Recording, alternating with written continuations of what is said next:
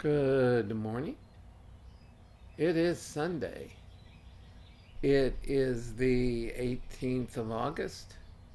It is the Lord's Day, and our reading is from John 8:28.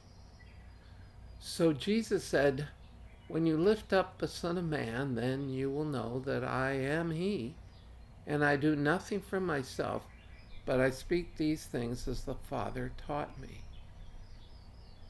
Now, too often you'll hear people say, well, Jesus is to be our example. Well, but he's God, so it's not a very good example because we can't be who he is. The reality is that he served as an example because the Father sent him, and everything he did in the power of the Spirit in obedience to the will of the Father. And that we can do. So when he demonstrates humility, we can, in dependency on the Spirit, express humility. After all, one has to humble himself to be saved. One has to humble oneself to recognize that we can't even do what God calls us to do except in the power of the Spirit.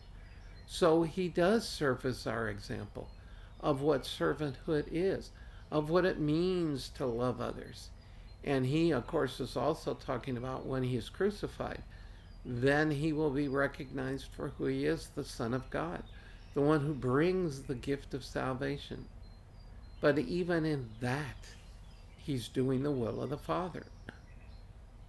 When I have clients that are struggling, or for that matter, anybody that comes to me that I know is struggling, and they're not happy, or I'm not happy with where God has me, I always take us back to the garden where Jesus is saying, and excuse the vernacular, I'd just as soon skip the whole thing, but I'm more concerned with doing the will of the Father than avoiding what the Father has called me to do.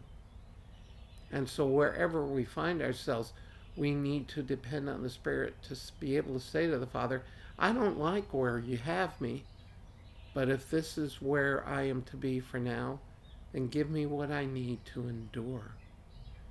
Because God doesn't give us anything to do that we can't do in dependency on Him. And I've said that often, but I have to remind myself as well as you that that's the case. So hopefully today you don't have to endure anything and instead get the fellowship with other believers.